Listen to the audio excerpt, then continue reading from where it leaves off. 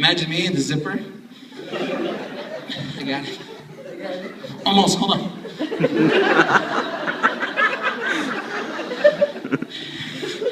People up there, hey! Hey! Hurry up!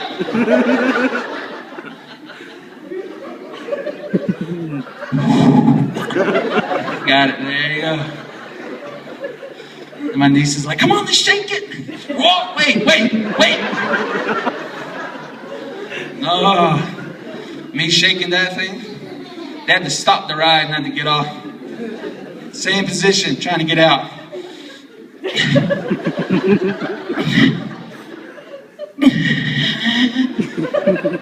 Hey! Why do we keep stopping? I'm getting sick.